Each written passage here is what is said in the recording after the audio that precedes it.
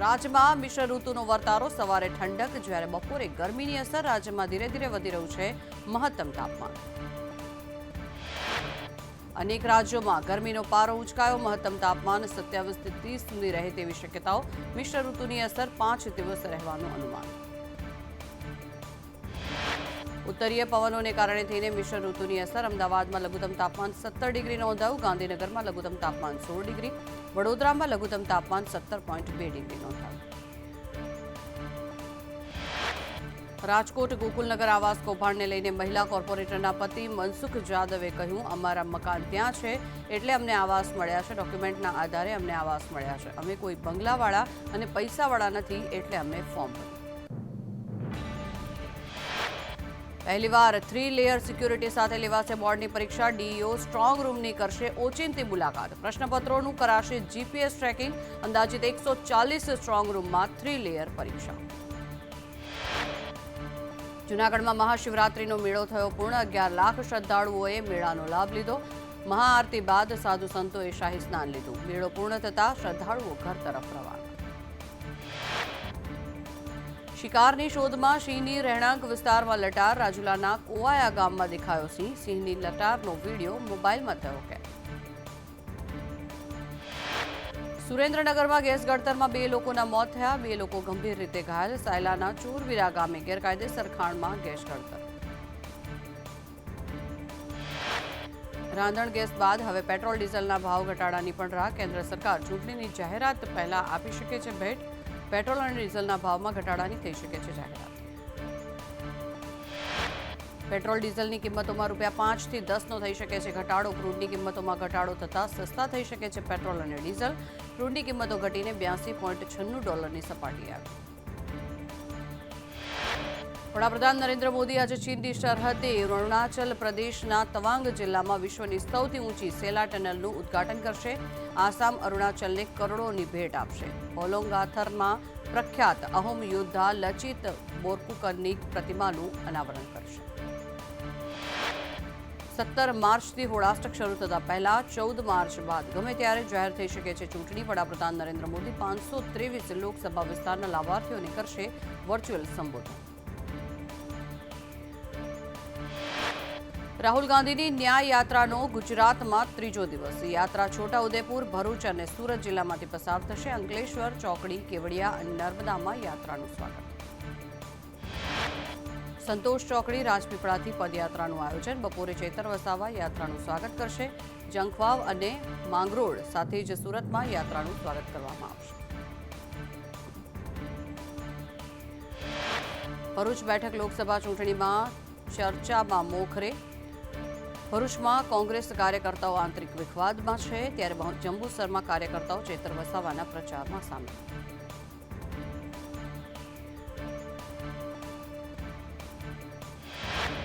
લોકસભાની ચૂંટણી માટે કોંગ્રેસે પ્રથમ યાદી જાહેર કરી. 39 ઉમેદવારોની યાદીમાં ગુજરાતના કોઈ જ ઉમેદવારનું નામ જાહેર કરવામાં આવ્યું નહીં.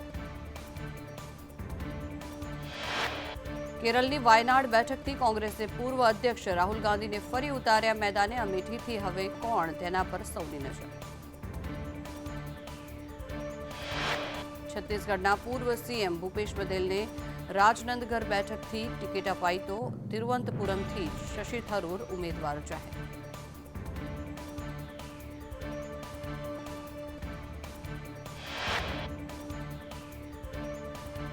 ગોધરામાં કોર્નર મીટિંગમાં રાહુલ ગાંધીએ યુવાનોને રોજગારની જાહેરાત કરી. રાહુલે કહ્યું, કોંગ્રેસની સરકાર બનતા જ 30 લાખ સરકારી ભરતી કરાશે. રાહુલે કહ્યું, કેન્દ્ર સરકારે યુવાનોને રોજગાર મળતા તમામ રસ્તા બંધ કરાયા. કોલેજના ગ્રેજ્યુએટને એપ્રેન્ટિસથી ગેરંટી અમે આપીશું. 1 વર્ષમાં આવા યુવાનોને ₹1 લાખ આપીશું. પેપર લીક મુદ્દે રાહુલે આક્ષેપ કર્યો છે કે પરીક્ષા તો લેવાય પણ પેપર લીક થાય છે. પેપર લીક રોકવા માટે કોંગ્રેસ એક નવો કાયદો લાવશે. જો કોઈ પેપર લીક કરશે તો કડક કાર્યવાહી કરાવશે. રાહુલ ગાંધીએ પાવાગઢ તળેટીમાં દર્શન કર્યા. મહાકાળી માતાના પગલા પાસે દર્શન કરીને આશીર્વાદ લીધા. રાહુલ ગાંધી સહિત કોંગ્રેસના નેતાઓએ મહાકાળી માતાના આશીર્વાદ લઈ યાત્રાને આગળ વધારી. કોંગ્રેસ તૂટવા પર જયરામ રમેશનું નિવેદન, કોઈ નેતા પક્ષ છોડે ત્યારે થોડું દુઃખ થાય, પણ અન્ય યુવાનો માટે તે અવસર હોય છે. હજારો યુવા નેતાઓ માટે દરવાજો ખુલતો હોય છે. કોંગ્રેસ નેતા જયરામ રમેશે ચૂંટણી આયોગને ફરિયાદ કરતા કહ્યું, દરેક પાર્ટીને એક ચૂંટણી ચિહ્ન આપવામાં આવે છે. ભાજપ પાસે 3 ચૂંટણી ચિહ્ન છે, છતાં કાર્યવાહી થતી જ નથી. અર્જુન મોઢવાડિયાના ભાઈને કોંગ્રેસમાંથી સસ્પેન્ડ કરવામાં આવ્યા. રામદેવ મોઢવાડિયા 6 વર્ષ માટે થયા સસ્પેન્ડ. રામદેવ મોઢવાડિયા વિરુદ્ધ મળેલી ફરિયાદ બાદ તેમને કરાયા સસ્પેન્ડ. કોંગ્રેસે કહ્યું, રામદેવ મોઢવાડિયા વિરુદ્ધ મળેલી ફરિયાદને કારણે તેમને સસ્પેન્ડ કરવામાં આવ્યા છે. રામદેવ મોઢવાડિયા પર પક્ષ વિરોધી પ્રવૃત્તિનો આક્ષેપ. લોકસભા ચૂંટણી માટે કોંગ્રેસ બનાસકાંઠા પાટણમાં ઠાકોર ઉમેદવાર ઉતારી શકે. પાટણ માટે ચંદનજી ઠાકોરના નામની ચર્ચા, જ્યારે સાબરકાંઠામાં કોંગ્રેસ તુષાર ચૌધરીને ઉતારી શકે. અમિત શાહ સામે કોંગ્રેસ શાહનવાઝ શેખને આપી શકે છે ટિકિટ. બનાસકાંઠાથી ગેનીબેન ઠાકોરનું નામ ચર્ચામાં. વલસાડથી અનંત પટેલનું નામ પણ ચર્ચાઈ રહ્યું છે. લોકસભા ચૂંટણીની બીજી યાદી માટે ભાજપનું મંથન. વડાપ્રધાનની ઉપસ્થિતિમાં રવિવારે મળશે ભાજપની કેન્દ્રીય ચૂંટણી સમિતિની બેઠક. બીજી યાદીમાં 150 જેટલા નામોની થઈ શકે છે જાહેરાત. દિલ્હી કમલમમાં ભાજપની કોર કમિટી 2 દિવસીય બેઠક સંપન્ન. બેઠકમાં ચર્ચાયેલા નામો પર સી મારશે મહોર. રાજસ્થાન, હિમાચલ અને હરિયાણાની બેઠકો પર થશે નામની ચર્ચા. ભાજપ ગુજરાતના 11 નામ સહિત 8 રાજ્યોની 150થી વધુ બેઠકોના નામ પર કરી શકે છે જાહેરાત. 10 માર્ચે બીજી યાદીની જાહેરાત થશે. ગુજરાતની બાકી બેઠકો માટે ભાજપમાં 11 લોકસભા ક્ષેત્રોમાં સૌના જીવતદર ચોંકાવનારા નામો જાહેર થશે. રવિવારે દિલ્હી પાર્લામેન્ટરી બોર્ડની બેઠક. ગુજરાત ભાજપમાં બાકી રહેલા 5 મહિલા સાંસદોની ટિકિટ કપાય તેવી શક્યતા. 11 લોકસભા બેઠકો પર ભાજપ નવા ચહેરા ચૂંટણીમાં ઉતારી શકે છે. અમદાવાદ ઈસ્ટ અને સાબરકાંઠા લોકસભામાં ભાજપમાંથી મહિલા આગેવાનને ઉમેદવારીની તક મળી શકે. દિલ્હીમાં ભાજપની કોર ગ્રુપની બેઠકમાં ચર્ચા. પૂર્વ સીએમ વિજય રૂપાણી સોમનાથ મહાદેવના દર્શને. લોકસભાની ચૂંટણીને લઈ વિજય રૂપાણીનું મોટું નિવેદન. કહ્યું, મેં ટિકિટ માંગી પણ નથી અને લડીશ પણ નહીં. વિજય રૂપાણીએ કહ્યું, હું અન્ય રાજ્યની જવાબદારી સંભાળું છું. એનડીએની 400+ સીટ લાવી એપીએમનો સંકલ્પ. કોંગ્રેસ ડૂબતી નાવ છે. લોકોનો ભાજપ પ્રત્યે પ્રેમ વધ્યો છે. કેન્દ્રીય મંત્રી મનસુખ માંડવિયા પોરબંદરની મુલાકાતે. માંડવિયા સાથે સાંસદ રામ મુકરિયા અને રમેશ ધડુ પણ જોડાયા. મનસુખ માંડવિયાએ કીર્તિ મંદિરની મુલાકાત લીધી. સાંસદ જશવંતસિંહ ભાભોરે ચૂંટણી પ્રચારના શ્રી ગણેશ કર્યા. કોંગ્રેસ અપક્ષના 200થી વધુ કાર્યકરો ભાજપમાં જોડાયા. મહીસાગરના કડાણામાં નવા રસ્તાનું લોકાર્પણ કરવામાં આવ્યું. ગીર સોમનાથમાં ગીર ગઢડાના ધોકડવા ગામના કોંગ્રેસ જિલ્લા પંચાયત સીટના આગેવાનો ભાજપમાં જોડાયા. રાજપૂત સમાજના ઉપપ્રમુખ કાંતિભાઈ રાજાભાઈ માળવી વિધિવત રીતે ભાજપમાં જોડાયા. આશ્રમ શાળામાં વિદ્યા સહાયકની ભરતીમાં યુવરાજસિંહનો ગેરરીતિનો આક્ષેપ. સ્કૂલ સંચાલકોએ ભ્રષ્ટાચાર કર્યો હોવાનો યુવરાજસિંહનો દાવો. તેમણે કહ્યું કે અઠવાડિયા પહેલા સંજેલીની સ્કૂલમાં ભ્રષ્ટાચાર. 23 લાખ રૂપિયામાં ડીલ નક્કી થઈ હતી. યુવરાજસિંહે ઓડિયો ક્લિપ સાથે પુરાવા રજૂ કર્યા. વધુમાં તેમણે કહ્યું કે વધુ મેરિટવાળા ન આવે તે માટે ઘરે જઈને ધમકાવ્યા. ઓછા મેરિટવાળાના ઉમેદવારના પિતાએ ધમકાવ્યા. યુવરાજસિંહે કહ્યું કે જિલ્લા શિક્ષણ અધિકારીને અગાઉ રજૂઆત કરી છે. આધાર પુરાવા અને રેકોર્ડિંગ તથા નામ અને નંબર આપ્યા છે. આમાં કોઈ એક્શન લેવામાં નથી આવે. રાજકોટના ગોકુલનગરમાં આવાસ ક્વાર્ટરનું મસ્ત મોટું કૌભાંડ સામે આવ્યું. ભાજપના 2 મહિલા કોર્પોરેટરના પતિએ કૌભાંડ આચર્યું. કવા ગોલતર અને મનસુખ જાદવે કોર્પોરેશનમાં સેટિંગ કરીને 20 ફ્લેટ લાભાર્થીની યાદીમાં ઘૂસીને મેળવી લીધા. ઝૂંપડપટ્ટી હટાવી ત્યાં રહેલા લોકો માટે બનાવાયા હતા આવાસ. સંત કબીર રોડ પર ગઈકાલે જ થયેલા ડ્રોમાં કૌભાંડ. વોર્ડ નંબર 5 અને 6ના કોર્પોરેટરના પતિએ ગરીબોના હકના આવાસ પોતાના અને સંબંધીઓના નામે કરાવ્યા.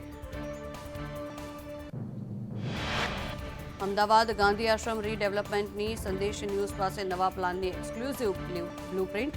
કુલ 55 એકરમાં ગાંધી આશ્રમ મેમોરિયલ બનાવવાનો પ્લાન. હાલ 5 એકરમાં છે ગાંધી આશ્રમ, રહેણાંક અને ઇમામ મંઝિલ. હાલની 20 બિલ્ડિંગ જાળવી રાખવામાં આવશે, જ્યારે 13 નવી બિલ્ડિંગનું બાંધકામ કરવામાં આવશે. અમદાવાદમાં ગરમીની શરૂઆતમાં જ રોડ પર ડામર પીગળ્યો. એએમસીની વધુ એક લાડિયાવાડી સામે આવી. તાજેતરમાં બનેલા રોડ પર ડામર પીગળતા હાલાકી. રાજપથ ક્લબથી સિંધુ ભવન રોડ વચ્ચે ડામર પીગળ્યું. મોરબીમાં નવા બનાયેલા પુલમાં ગાબડું પડતા ભ્રષ્ટાચારની પોલ ખુલી ગઈ. માત્ર 1.5 વર્ષ પહેલા બનેલા પુલમાં ગાબડું પડતા તંત્રની કામગીરી સામે અનેક સવાલો ઉભા થયા. મચ્છુ 3 ડેમ પાસે ગાબડું પડ્યું. જૂનો પુલ દૂર કરીને હજુ 1.5 વર્ષ પહેલા જ નવો પુલ બનાવવામાં આવ્યો.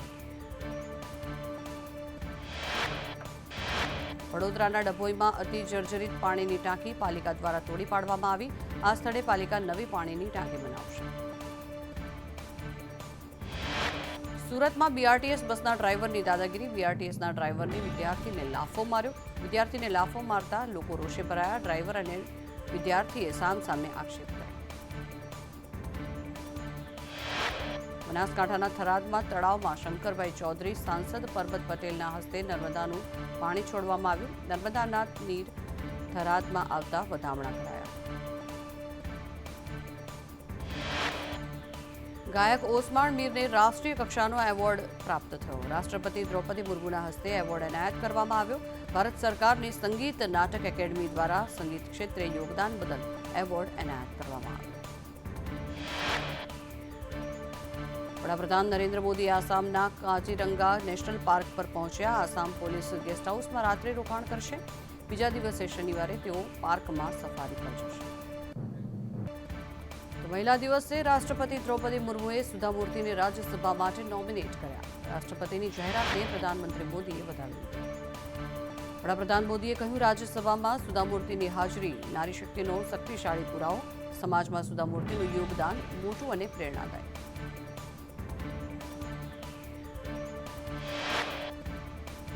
અમદાવાદના કાટલોડિયા વિસ્તારમાં વ્યાજખોરોનો આતંક. કમલેશભાઈ નામના વ્યક્તિએ ઝેરી દવા પીને આપઘાત કરીને પ્રયાસ કર્યો. વ્યાજખોરોની પઠાણી ઉઘરાણી અને માનસિક ત્રાસના કારણે તેને પગલું ભર્યું હોવાનું સુસાઇડ નોટમાં ઉલ્લેખ. અમદાવાદ રાજકોટ હાઈવે પર થયેલી લૂંટનો ભેદ ઉકેલાયો. કુરિયરની ગાડી લૂંટ કેસમાં 7 આરોપીઓની ધરપકડ. 73 કિલો ચાંદી, 3 કાર અને 2 તમંચા સહિત પોલીસે 47 લાખનો મુદ્દામાલ કબજે કર્યો. મહીસાગરમાં ખોટા દસ્તાવેજથી 35 લોકોએ 3.55 કરોડની લોન લીધાના કૌભાંડનો પર્દાફાશ થયો છે. બેંકના ઉચ્ચ અધિકારીઓ અને 35 લોન ધારકો સામે ગુનો નોંધી વધુ કાર્યવાહી હાથ ધરાઈ.